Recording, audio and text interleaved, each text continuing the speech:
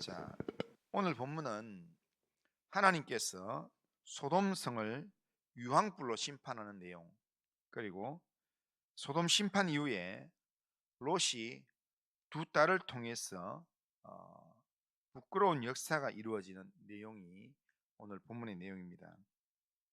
하나님께서는 죄악의 도시인 소돔과 고모라를 불과 유황으로 심판하셨습니다.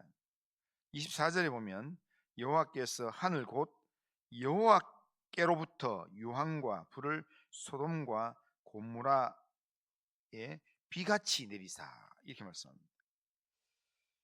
소돔과 고모라는 그 당시에 경제적으로 풍요로운 사람들이 살고 싶어하는 도시였습니다. 사람들의 눈에는 살기 좋은 곳, 편리한 곳, 가능성이 많은 그런 도시였습니다. 그러나 그 도시의 번영은 하나님을 제외한 번영이었습니다. 하나님을 두려워하지 않는, 하나님을 떠난 그런 풍요의 도시였다는 겁니다.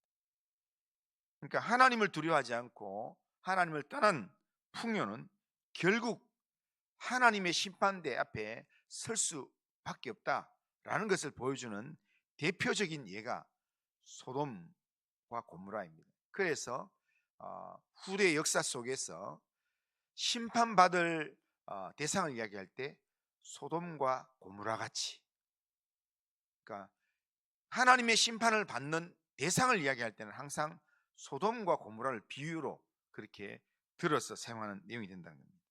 그러니까 하나님 없는 번영은 심판의 내용이 된다라는 겁니다. 번영 자체가 죄는 아닙니다.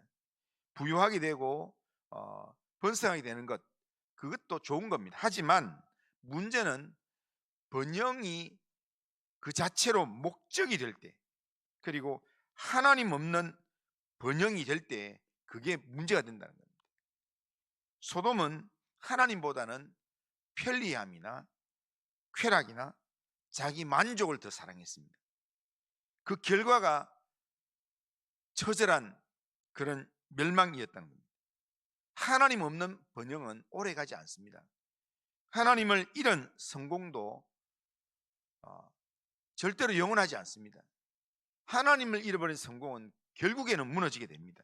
우리는 이것을 기억하면서 하나님 없는 번영이 아니라 하나님과 동행하는 삶, 하나님이 내 삶을 인도하시는 삶, 그 삶을 우리가 붙들어야 합니다.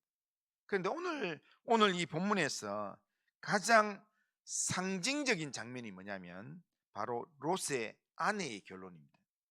26절에 보면 롯의 아내는 뒤를 돌아보았으므로 소금 기둥이 되었더라, 그렇게 말씀합니다. 롯의 아내는 몸은 소돔을 떠났습니다. 근데 몸은 소돔을 떠났는데 마음은 소돔에 남아 있었다는 겁니다. 결국 자기 마음이 있는 그곳을 계속 미련 가지고 보다가 결국 소금 기둥이 되었다.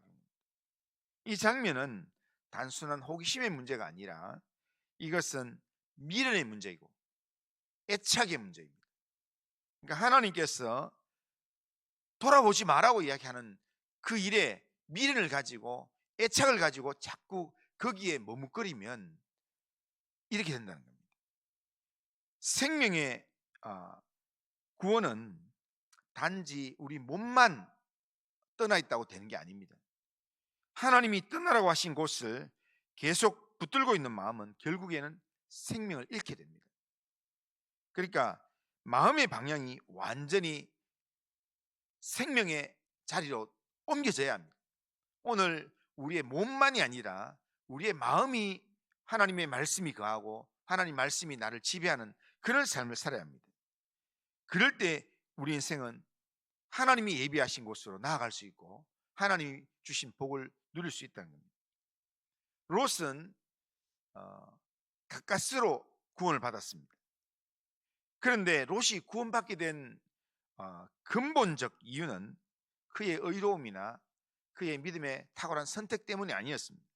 하나님께서 아브라함과 맺으신 언약 때문에, 아브라함을 기억하셔서 롯을 구원하셨다. 그렇게 말씀합니다. 29절 보면 하나님이 그 지역의 성을 멸하실 때, 곧 롯이 거주하는 성을 엎으실 때 하나님이 아브라함을 생각하사 롯을 그 엎으시는 중에서 내보내셨더라. 그렇게 말합니다. 여기서 주어가요, 롯이 아니라 하나님입니다. 하나님. 그리고 하나님이 기억하시는 대상도 롯이 아니라 아브라함이라는 겁니다. 그러니까 롯은 기억의 중심이 아니었고 아브라함이 기억의 중심이었고, 그리고 아브라함이 하나님의 언약의 중심이었다는 거예요. 그래서 그 아브라함 때문에 롯이 구원을 받게 됐다는 겁니다.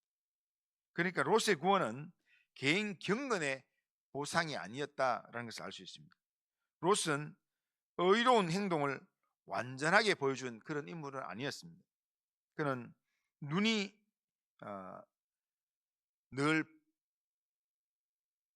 눈에 보이는 대로, 눈이 보게 하는 대로, 눈에 좋아 보이는 그런 소돔을 선택해서 쾌락의 삶을 살았고, 죄악의 도시에 오래 머물렀고, 가족을 영적으로 세우는 일에 실패했고, 그리고 심판 직전까지도 말씀을 들으면서 빨리 떠나라고 하는 그 말씀을 듣기보다는 거기에 있는 사람의 연연해 하면서 머뭇거리는 삶을 살았던 사람입니다. 실제로 천사들이 손을 잡아 이 롯과 그 가족을 끌어내지 않았다면 그들은 소돔에서 나오지 못했을 것입니다. 그러니까 롯의 구원은 롯의 결단이나 어떤 분별이나 믿음의 담대함 때문이 아니라 전적으로 하나님의 개입이었다는 겁니다. 아브라함의 이 기도 때문이었고, 그리고 아브라함의 기도를 기억하시는 하나님의 은혜 때문에 결국 롯이, 그 가족이 구원의 자리에 오게 됐다는 겁니다. 그리고 롯은 언약의 사람 아브라함과 연결된 존재였기 때문에 구원받을 수 있었습니다. 롯이 구원받았던 이유는 그가 아브라함과 연결된 사람, 아브라함이 늘 기도하는 사람이었기 때문이라는 겁니다. 그러니까 아브라함 까닭에 롯이 구원받았다라는 겁니다. 아브라함은 하나님의 언약을 받은 사람이었고, 롯은 그 언약의 사람의 기억 속에 있는 사람, 그 언약의 사람의 기도 속에 있는 사람이었다는 겁니다.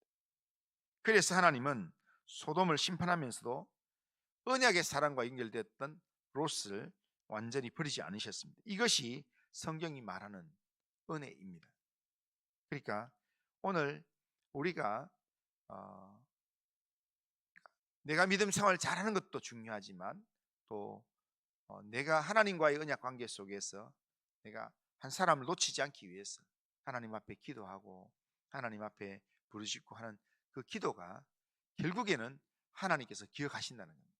결국에는 아브라함 때문에 롯을 구원하는 것처럼 우리의 그 믿음의 그런 강구 때문에 하나님께서 누군가를 살릴 수 있고 하나님을 만나는 자리를 인도할 수 있다는 것, 그것을 우리가 꼭 기억해야 합니다.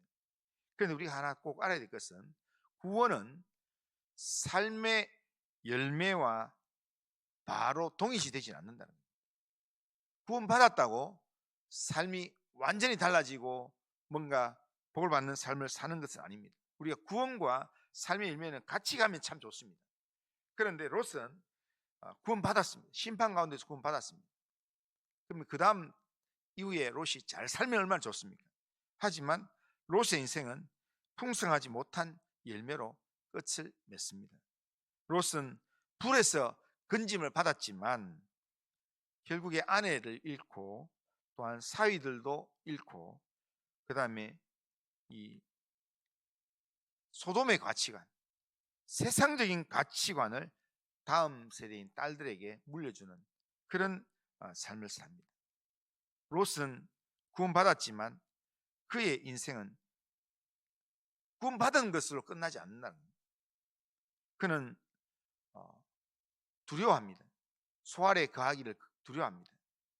그러니까 하나님께서 네가 거기 가더라도 내가 절대로 그때까지 일하지 않는다, 내가 너를 지킨다 이야기했는데도 불구하고 이렇게 소돔과 고모라가 심판받는 모습을 보면서 롯이 소알 땅에 거하는 것을 두려워해가지고 그래서 산으로 들어가서 동굴로 들어갑니다. 그러면서 자기 목숨 하나 부지하기 위해서 그렇게 이렇게 동굴에 들어가서 거기서 생활합니다. 그리고 그곳에서 그 안에서 일어난 일은 참으로 비극적인 일들입니다. 참으로 이렇게 입에 담기에 부끄러운 그런 일들입니다. 두 딸들이 자손을 얻기 위해서 아버지를 술에 취하게 하고 그리고는 아버지와 동침해서 후손을 얻었다. 근데 여기에 중요한 내용이 하나 나옵니다. 딸들이 이렇게 하는 동안에 롯은 알지 못했다.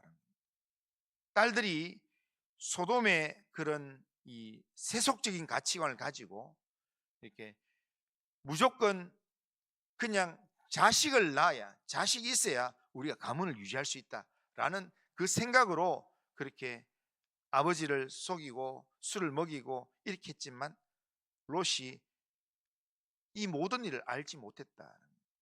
자녀들이 이렇게 타락하고 이렇게 소돔의 가치관으로 살아가는 이 내용들을 전혀 알지 못하는 그런 삶을 살았던 것, 이게 바로 롯이 자기는 하나님 앞에서 천사를 맞이하고 열심히 살려고 했지만 자기 가정의 식구들이 어떤 마음으로 자기 가정의 사람들이 어떤 가치관으로 살았는지를 롯은 잘 알지 못하고 살았다라는 것을 보여주는 하나의 결정적인 내용입니다.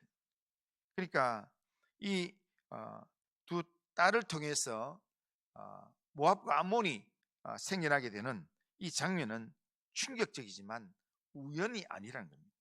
이것은 롯이 살아온 삶에 축적된 결과물이라는 겁니다. 그러니까 딸들이 이때까지 보아왔던 생각들, 그러니까 현실적으로 우리가 살아남기 위해서, 현실적으로 우리가 자손을 번성하기 위해서, 현실적으로 우리가 뭔가 사회에 영향을 미치기 위해서 원래 이렇게 살더라, 이런 내용으로 그렇게 이때까지 살아왔던 삶의 내용들을 그냥 살아내는 겁니다. 롯은 눈에 좋아 보이는 땅을 선택했고 죄악의 도시 한복판에 살았고 자녀들에게 하나님의 가치관보다는 이 소돔의 가치를, 세상의 가치를 보여주며 살아왔습니다. 그것을 보았던 딸들이 그냥 산의 굴 속에서 있으니까 거기서 그들이 생각할 수 있는 것은 하나님 빼고 생각하니까 그들이 생각할 수 있는 건 이거밖에 없는 겁니다.